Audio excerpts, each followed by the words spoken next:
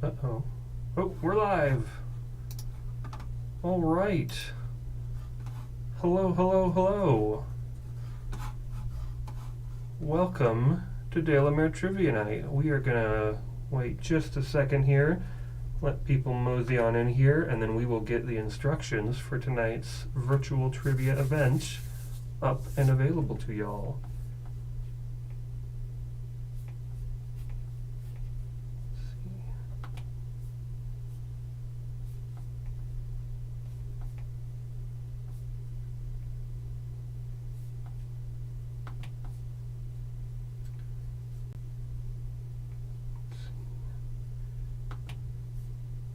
Okay.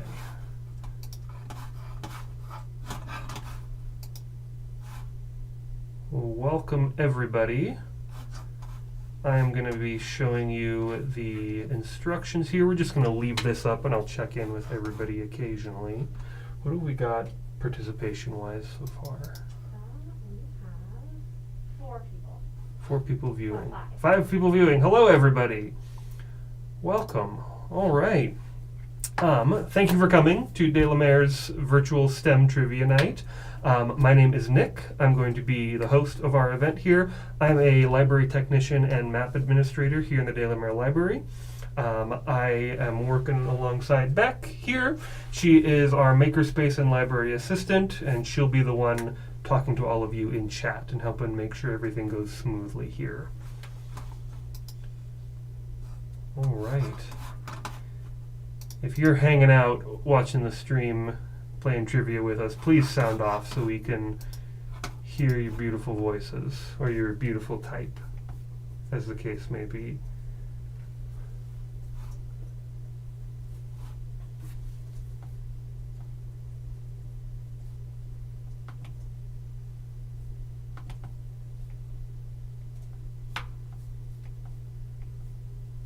Hello, Caleb. Thank you so much for joining us tonight. All right, everybody who is here right now, we've got the instructions for how we are going to be doing this tonight. So we've got a participant form, which Beck has tossed into our chat right there on YouTube. Go ahead and open that up. Fill out the information. That's how we're going to be getting in contact with you if you win tonight's event. And then whether you want to do this on your phone or on your computer, go ahead and open your browser, open up a window with menti.com, and then you are going to be entering the following code right here when you get to that. Hey Pat and Tara, thank you so much for joining us.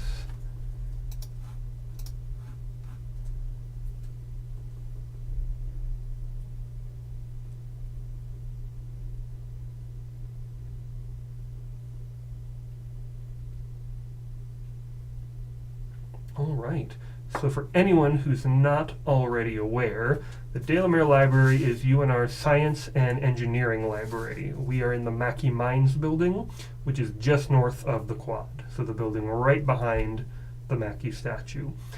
We have got a fantastic makerspace here. They've providing a lot of low-cost or even free services to students, members of our community. We have a large collection of STEM books and materials, all available for checkout. And we've also got the biggest map collection in the state of Nevada.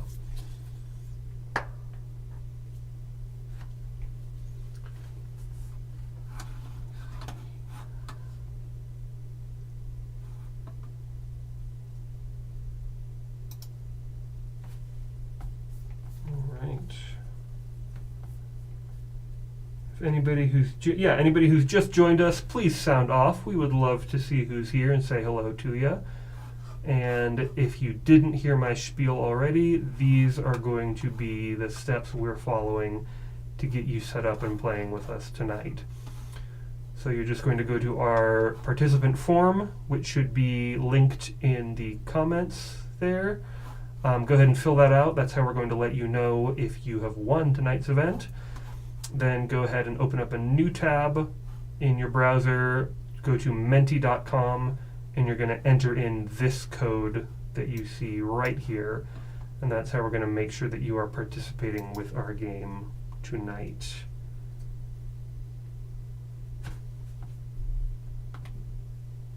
Hello, Sarah.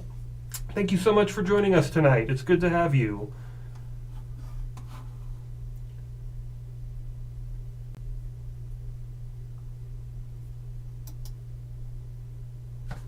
All right.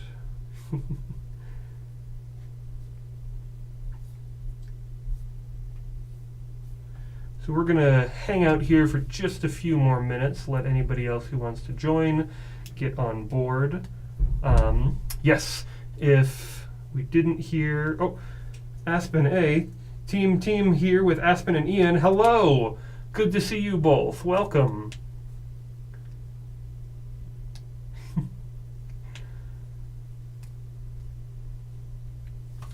Yeah, for anybody who's just joining us right now, what you see on the screen here is going to be the instructions for how we are going to play trivia tonight. So go ahead and fill out the participant form that we've linked in the comments there.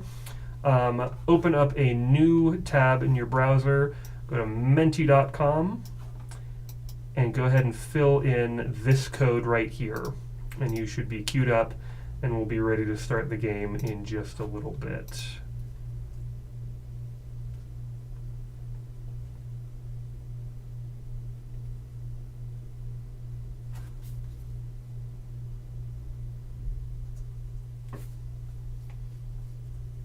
All right. Oh, I'm seeing more and more viewers here. Hello, everyone. If you've just joined us, please let us know who you are. Just say hello real quick so we can say hello back. We are so excited that you are here tonight.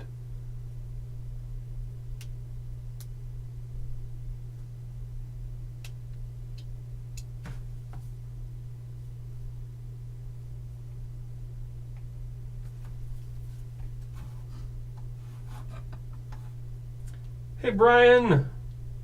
Thank you so much for joining us. We are happy to have you here. Brian, if you didn't hear before, we've got the instructions on how we're going to play virtual trivia together tonight. Go ahead and fill out the participant form that you see in the comments there. That will be how we're going to get in touch with you if you have won tonight's game. And then wherever you're playing from, phone or computer, go ahead and open up a new tab that's got menti.com in it. And you're just going to enter in this code right here. That'll put you into our queue, and as soon as the game actually starts, you will be ready to go. Ready to start? Yeah, 5 minutes in. All right. Well, everyone, we are 5 minutes in. Real quick, I'll just do one last introduction. My name is Nick. I'm a library technician and maps administrator here in the DeLaMare Library. This is Beck. Beck is the library and makerspace assistant here in DeLaMare Library, and we are going to be the ones hosting tonight's event with you. So thank you all again so much for joining us. I'm going to jump away from the instructions here. If anyone needs those instructions back, if you're having any difficulties with it, go ahead and post in the comments and we can absolutely pop back to that. But we are going to launch the game. All right, so we've still got the same code up there, this one that you see, and now your devices should be acknowledging that there is a game to be played here. So we'll wait just a few more minutes. Yeah, can everyone see? Everyone can see what we've got up here. Everyone can see on their phones or their devices where Menti has actually got you queued up to play this game. Let us know if that's not showing up for anybody.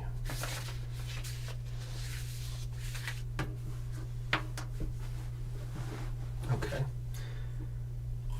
So let's go over some things real quick here. There's going to be a small delay between what I'm seeing here in life and what's actually popping up on the stream.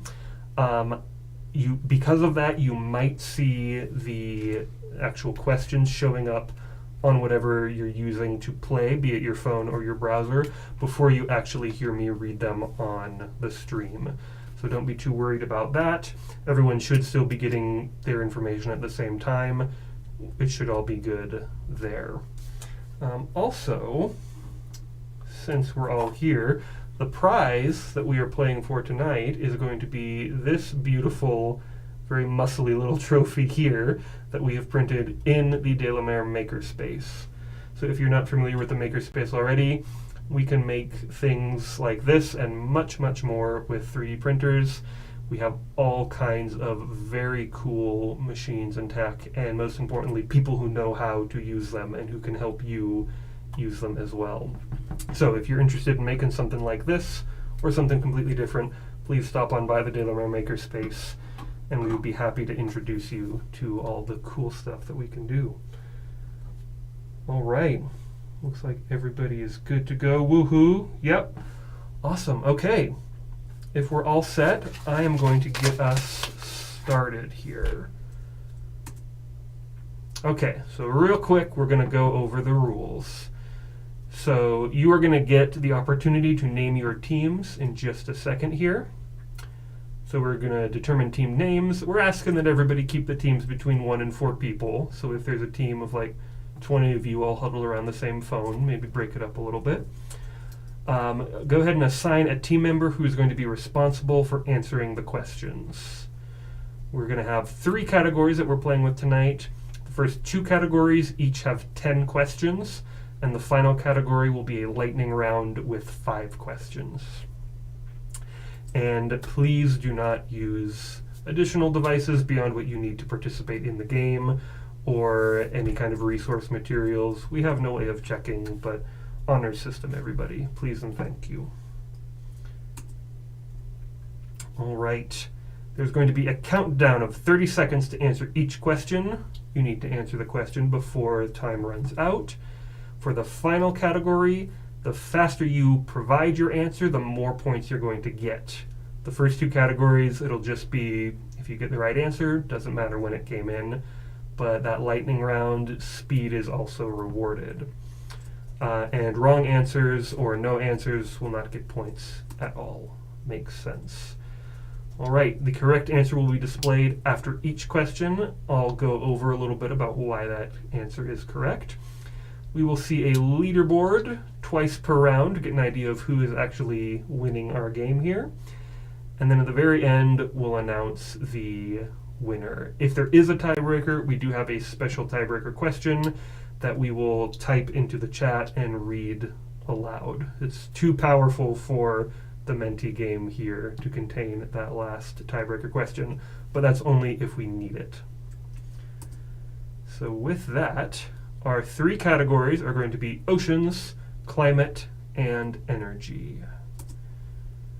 And before we get into the questions themselves, how confident do you feel in your knowledge of these 3 categories here? Go ahead and answer on your device. All right. What does everybody think? Okay, we have some people confident, some people not so confident. That's okay. I think I got this. All right, yeah. Confidence.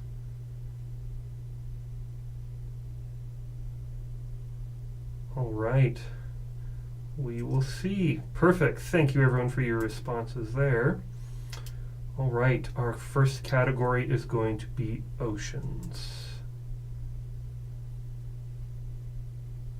Okay. Oh, look at them all. So this is going to be everybody in here.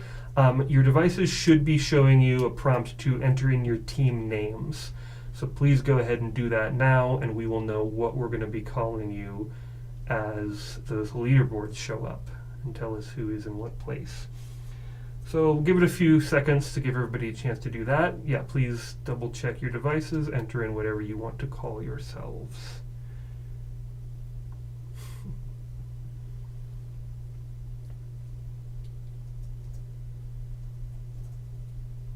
All right, is everybody excited? I'm very excited.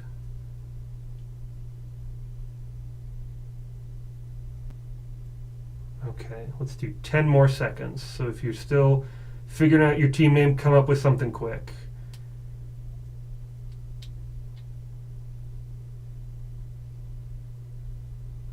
All right, looks like everybody's ready to go. Let's get to it.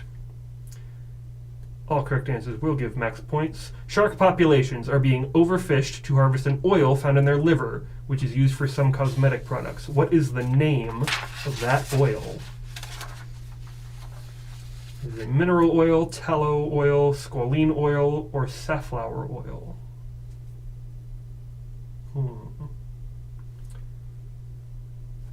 Got about 10 seconds left on the clock. Getting close. 5 seconds.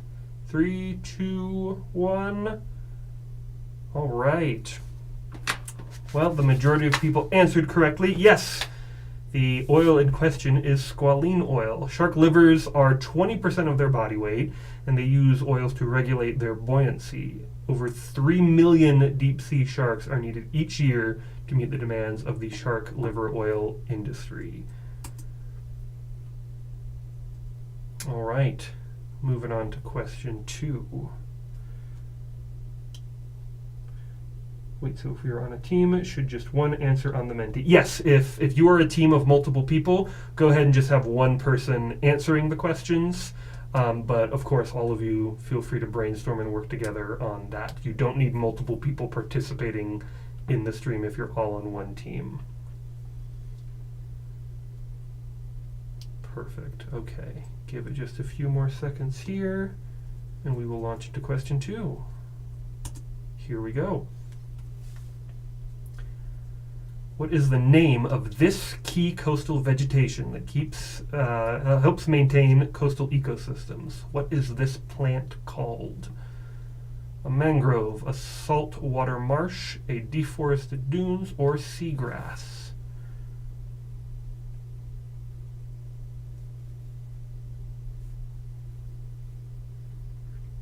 10 seconds.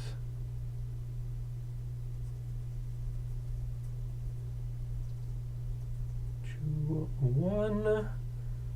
Let's see what we've got. All right. Again, we have the majority of answers being the correct one. That is awesome. Yes, this is a mangrove. Mangroves are a key component to a healthy coastal ecosystem. They're going to be what keeps soil and sediment from washing out into sea and helps prevent erosion that way.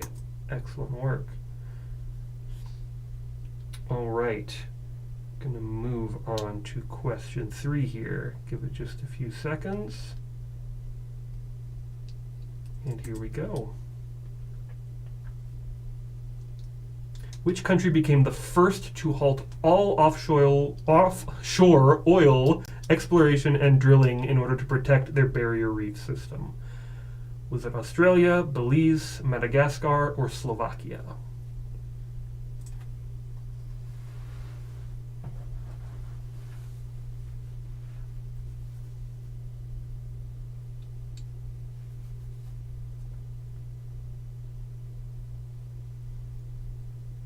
Five, 3, 2, 1.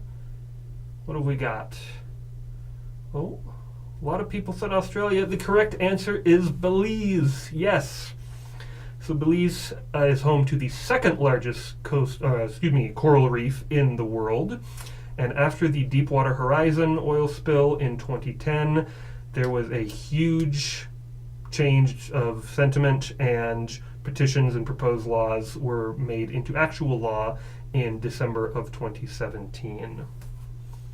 Oh, I think I might know who got the correct answer there. Well done. Perfect. All right. Where are we now? We're on question 4. If everybody is ready.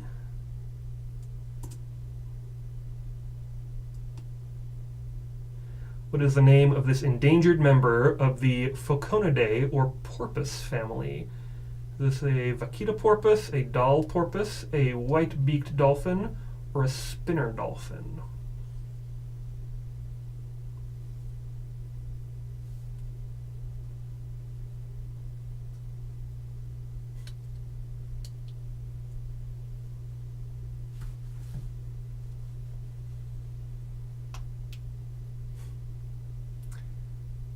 coming down to the end here. Time is up. What do we got? Majority said vaquita dolphin, or vaquita porpoise, excuse me, and that is correct. The vaquita porpoise is the most endangered marine mammal, with less than 30 individuals remaining in the wild due to entanglement in gill nets. And we're on to question 5.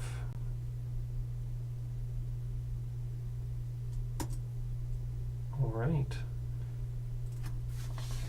According to the Ocean Conservatory, approximately 8 to 10 million metric tons of plastic are dumped in our oceans each year. Is this true or false?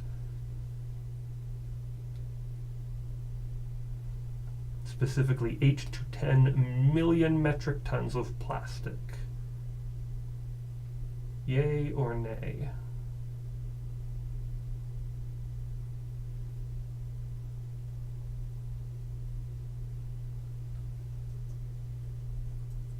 One.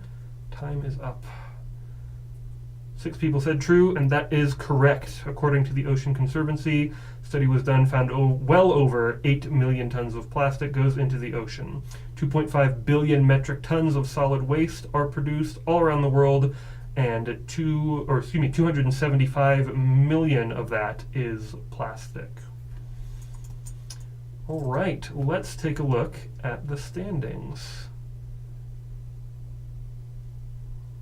All right. Oh boy. Okay. So Team RHA and Caleb are all neck and neck. We got Patera and the Wonder Dogs, Team Jenny, Sarah behind them, all tied as well. Then we have Brandon, Solo Jane, and the RHA again. Maybe that was the team that was wondering if each person needed to participate or not. Okay.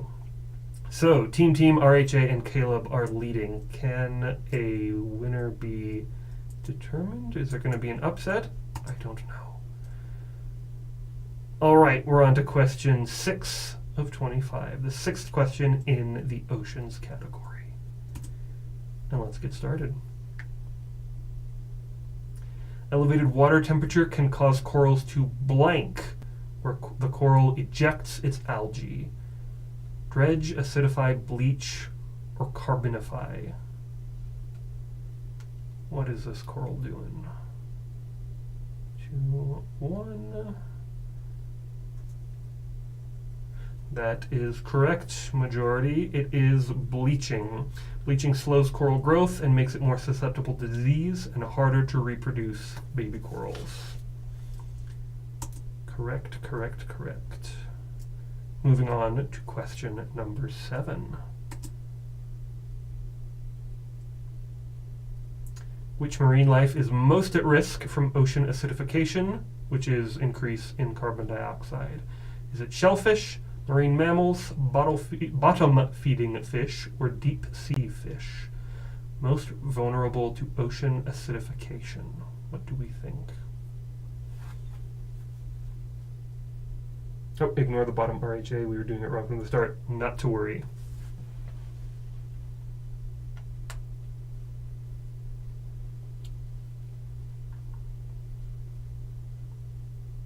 All right. The correct answer was shellfish. Yes. So ocean acidification is the ongoing decrease in the pH of the Earth's oceans, caused by uptick in carbon dioxide in the atmosphere. As acidity increases, shells become thinner, growth slows down, and death rates rise. So multiple angles in which shellfish are vulnerable to ocean acidification. Correct. Moving on to question number 8.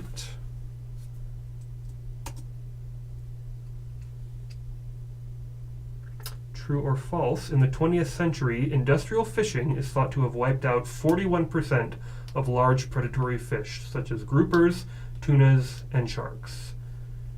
41%. Do we think that is true or false? 3, 2, 1. What do we think? Everyone said true.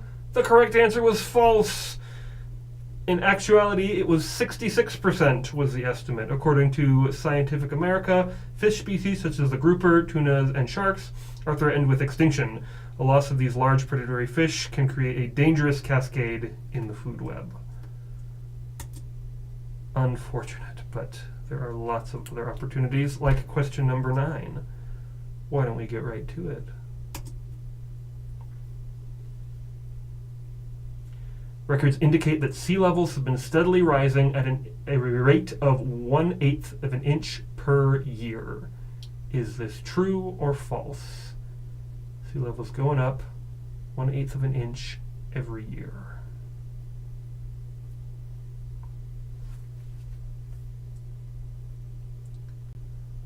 And pencils down. What have we got? Everyone says true. This time it's true. Yes, absolutely. 2 major causes of global sea level rise are thermal expansion, caused by warming of the ocean, and increased melting of land-based ice, such as glaciers and ice sheets. And that all contributes to that 1/8 of an inch increase in sea levels every year, which, boy oh boy, that is a frightening thought. Question number 10, the final question of our oceans category. Abandoned fishing gear, also known as ghost gear, are one of the biggest threats to our sea life. How many tons of gear are left in the ocean every year? 52,000 tons, 120,000 tons, 640,000 tons, or 1 million tons? No good answer, no matter which way you pick. But what is the correct one? We said yes, the correct answer is 640,000 tons of ghost gear, or abandoned fishing gear, which, as we discussed earlier, is definitely a big threat to marine life. All right, where are those standings right now? All right, it looks like Caleb has taken the lead. Team, right behind. Sarah, very closely behind them. Team Jenny, RHA behind them. Patera and the Wonder Dog. And Brandon and Solo Jane over there. And then the ghosts of the RHA are making sure that nobody comes in last place tonight, which we really appreciate, everybody. All right, we're moving on to category number 2. This is climate. So once again, we have 10 questions to answer, 30 seconds to answer each one. Let's get going. All right, question number 11. Despite common claims, the Amazon rainforest does not produce a large portion of the oxygen we breathe. What is responsible for most of the Earth's oxygen? Grasslands, the moon, coral reefs, or phytoplankton? What do we think? Grasslands, the moon, coral reefs, or phytoplankton for most of the Earth's oxygen? The correct answer is phytoplankton. Yes, so tiny drifting organisms called phytoplankton photosynthesize an enormous amount of the oxygen that makes up the breathable air on planet Earth. Most of the oxygen that forests produce are reabsorbed back into that ecosystem, and they don't actually contribute that much to the overall levels of oxygen on planet Earth. Very good. All right, we're moving on to question number 12.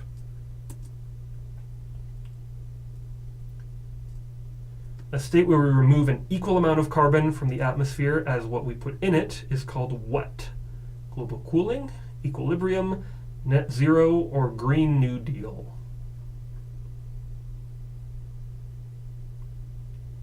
Where we are removing an equal amount of carbon from the atmosphere as to what we put in it.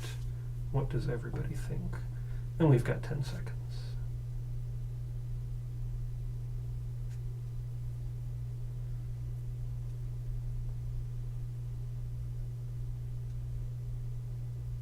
The correct answer is net zero.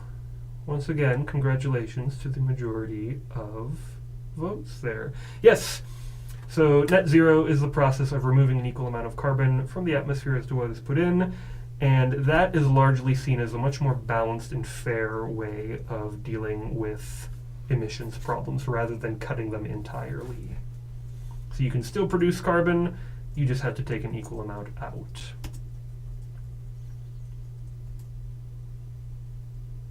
All right, question number 13.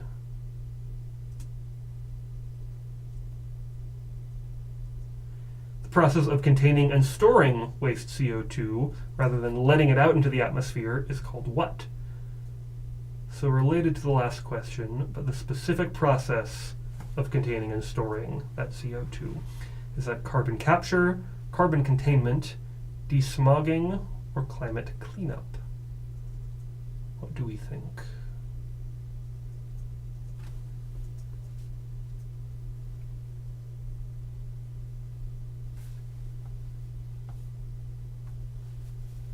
Time is up. Majority said carbon capture. Oh! None of these options are correct. Well, that's not right. I can assure everyone that carbon capture was the correct answer. Sorry about that. I'm not sure why that was marked wrong.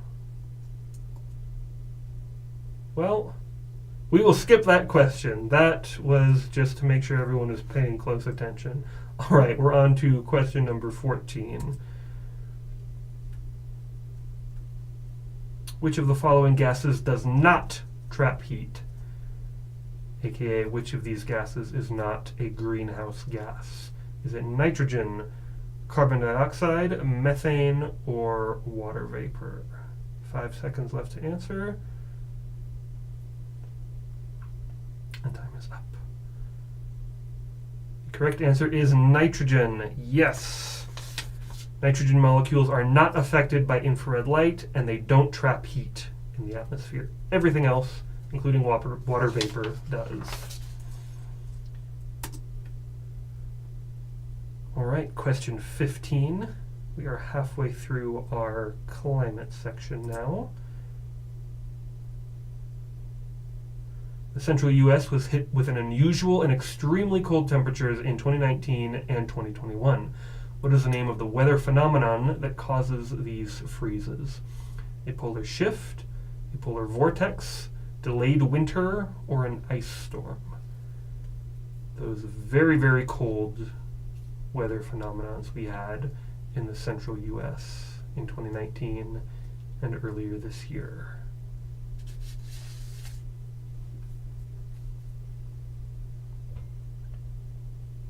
Time is up. What do we think?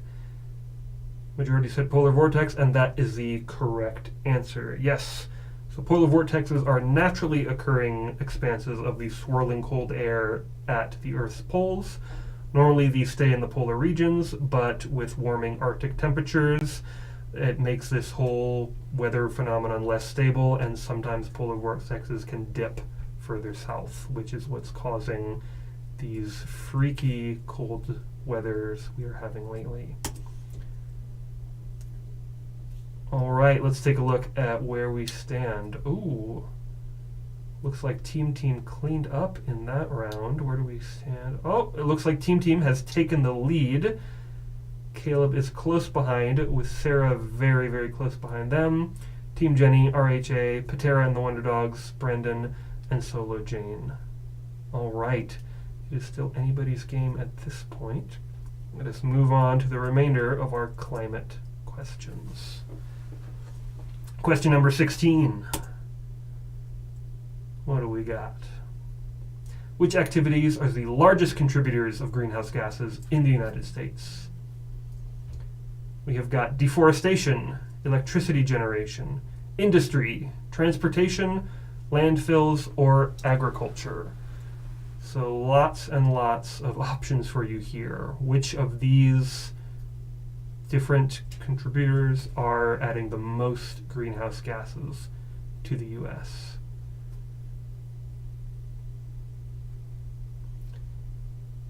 We're saying agriculture. The correct answer was transportation. Yes, according to the EPA, transportation makes up 28% of U.S. greenhouse gas emissions, followed by electricity at 27% and industry at 22.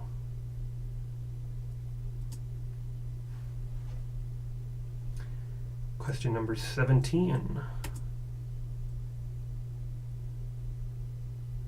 Rising seas present a threat to coastal communities. What percentage of the U.S. population live in coastal regions? 10%, 25%, 40%, or 60%? Keep in mind that's the percentage of the entire population of the United States living in coastal regions. What do we think?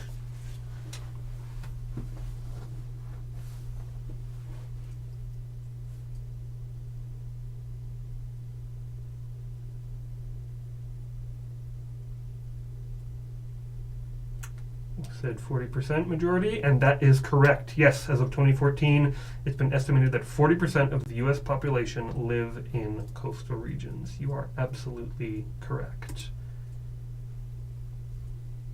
Question number 18.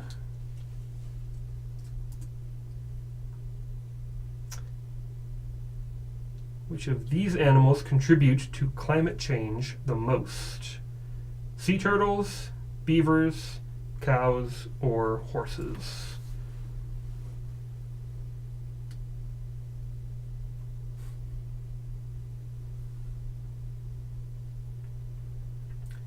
Which of these animals is contributing the most to climate change? Sea turtles, beavers, cows, or horses? Almost done. What do we think? Majority said cows, and that is correct. A single cow produces between 150 and 260 pounds of methane per year, making the cattle industry a huge source of greenhouse gas emissions.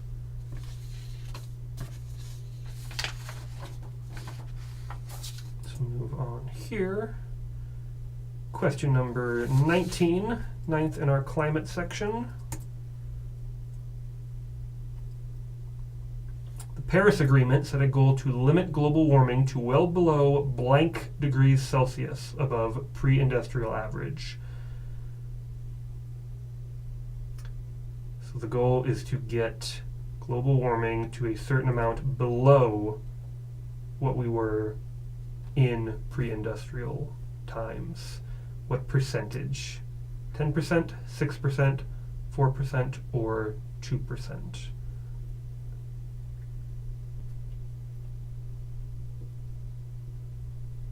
Is up. The correct answer was 2. Yes, the Paris Agreement's goal was to get, quote, well below 2 degrees Celsius, ideally closer to 1.5. And we are coming down to our final question in the climate section. Here we go. There are lots of contributors that can cause or end an ice age. What is the main contributor? The amount of greenhouse gases in the atmosphere, the amount of sunlight reaching the Earth, how close the moon is to the Earth, or the number of macroorganisms on the planet.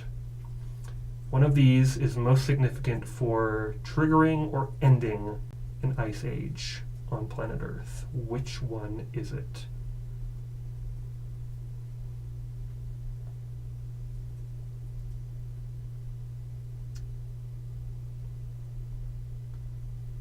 You already said greenhouse gases. The correct answer is actually the amount of sunlight hitting the Earth. Scientists are still trying to understand all of the factors that cause or end an ice age, but variation in Earth's tilt, axis, and orbit can profoundly affect the climate over long periods of time. And this is believed to be the primary factor in what triggers or ends an ice age. All right, that ends our climate section. Let's take a look at those leaderboards. Right, some excellent showings from everybody. It looks like Team is still holding on to that first place by a hair, with Caleb right behind them, RHA right behind them, Sarah, Team Jenny, Pitara, and the Wonder Dogs, Brandon, and Solo Jane. All right. It's showing it to us again. Excellent. Thank you very much. Let's go ahead and move on to our final category, So this is our energy category. This is a lightning round. We've only got 5 questions here, but the faster you answer, the more points you get. And let's get started. Question 21. Fast answers get the most points. What kind of energy is stored energy? Kinetic, electrical, potential, nuclear, or radiant energy? Which one of these is stored energy?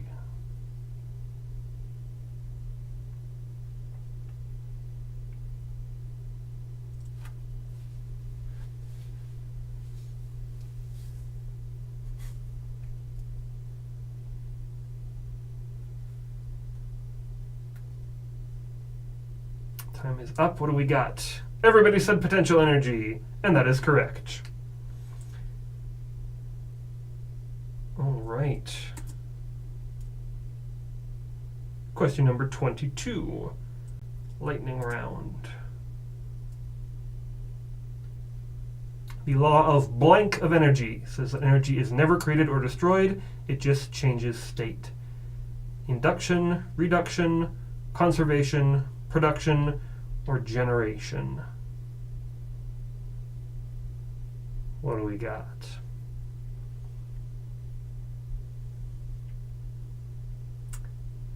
And there we go. The correct answer is conservation. Yes, law of conservation of energy states that energy can either be created or destroyed, only converted from one form to another. Where do those teams stand right now?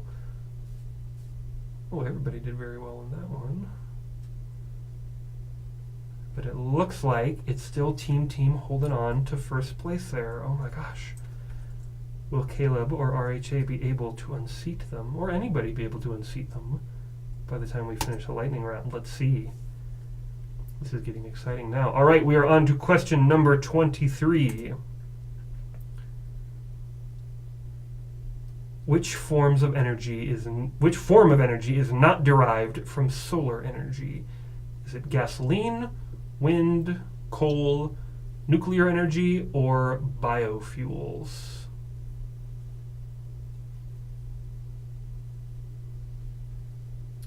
Which one of these is not derived from solar energy?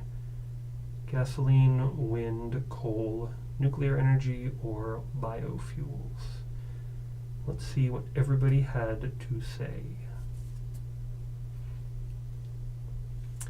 Most said nuclear energy. Coal is not the right answer. The correct answer is nuclear energy. I'm not sure why it marked that one correct either. Please forgive us here. This is our first time running a virtual trivia like this. We are moving on to question number 24. By 2040, the type of energy expected to make up the largest portion of world energy supply will be renewable energy. Is this true or false?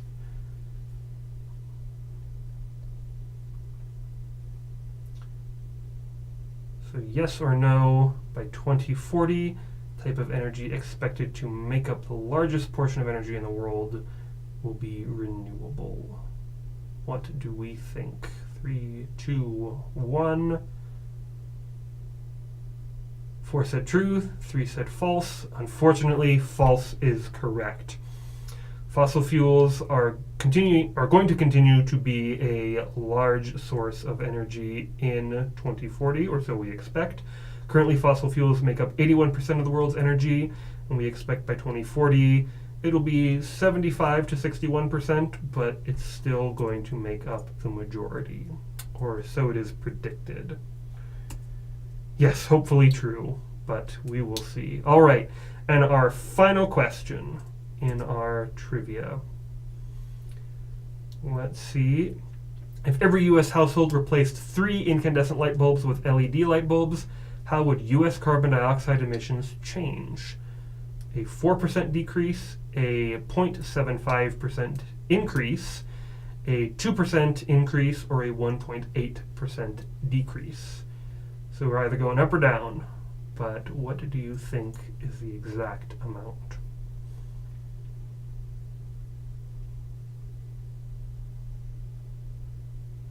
Two, one. Time is up. And our final question. The correct answer is a 1.8 decrease. Yes. That is absolutely right. In 2017, LED bulbs reduced 570 million tons of carbon dioxide. So if everyone could change that, we could have a pretty significant decrease in the amount of US carbon. All right, but who is the winner? Let us see. And we did have one oddball question in there. I apologize. Oh, Team and Caleb both scored the exact same amount of points. So did Sarah. Team is our winner. My goodness, the favored ones from the very start. Congratulations, Team. We're very proud of you. Team will be taking home this beautiful, muscular golden trophy produced here in the DeLaMare Library's Makerspace. But I want to say thank you to everybody who participated. This was so much fun, and it was absolutely more so because we had all of you here. So, big teams, solo teams, this was all great. Thank you all very much. It was very yes, everybody. Is nuclear power derived from the sun? So yeah, let's answer that question. No, nuclear power is the only one not derived from the sun. Nuclear power comes from when atoms are split apart and some mass is converted to energy. All of those other ones, at some point at least, got energy from the sun. I apologize for that incorrect question there.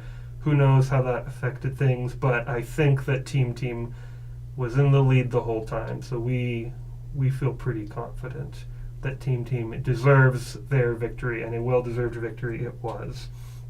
All right, everyone, thank you so much.